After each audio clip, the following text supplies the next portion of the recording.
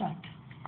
Speaker महोदय, भारत जैसे देश के संसदीय लोकतंत्र में मूलभूत नीतियों को बदलने की एक विशिष्ट प्रक्रिया है। परिवर्तन योग्य मुद्दे को लेकर अखबार वातावरण बनाते हैं। विरोधी दलों के नेतागण लोगों को उसके लिए आंदोलन करने को उकसाते हैं। संसद में बहस होती है, तब जाकर कोई भी सरकार अपनी नीति पर पुनर्विचार करने का मानस बनाती है। जनमत के ये प्रत्यक्ष या परोक्ष दबाव कई बार परस्पर विरोधी भी होते हैं, क्योंकि इनके पीछे विभिन्न वर्गों के सामूहिक हित होते हैं।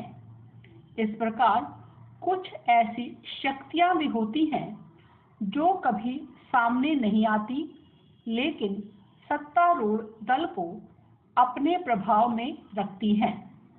इन सब पक्षों की लाभ हानि को ध्यान में रखते हुए सरकारें इस तरह नीतिगत परिवर्तन करती हैं जिससे सभी को थोड़ी संतुष्टि मिल जाए और सरकारी दल को भी किसी तरह का नुकसान ना पहुंचे।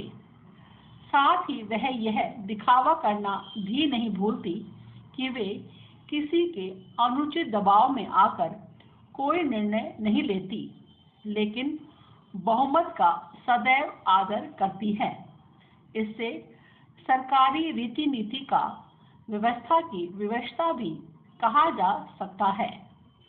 आज सामाजिक क्षेत्र में जो कुछ हो रहा है वह इसलिए अधिक निराशाजनक और मनोबल तोड़ने वाला है क्योंकि पक्ष और विपक्ष की राजनीति प्रभावहीन हो गई है। शासक वर्ग आज जितना दुराग्रही और आत्मतुष्ट हो गया है, उतना पहले कभी नहीं था। पिछले 4.5 वर्षों में उसने जितने नीतिगत निर्णय लिए हैं, उनके पीछे जनमत की सहमति या समर्थन अधिकतर नहीं रहा है। इसी प्रकार किसी भी प्रश्न पर प्रतिपक्ष एक होकर लोक भावना को सशक्त तरीके से मुखर नहीं कर पाया है। दोनों पक्षों के सामने एक सूत्री कार्यक्रम यही रहा है कि शासक दल सत्ता में किसी भी तरह बना रहे और प्रतिपक्षी दल किसी भी तरह उसे सत्ताच्युत कर स्वयं कुर्सी पर चढ़ बैठे। सिद्धांतों को ताक पर रखकर कुर्सी का यह खेल इतनी नगण्यता के साथ खेला जा रहा है कि आम लोग मोह भंग के इस असाधारण झटके को झेल नहीं पा रहे हैं।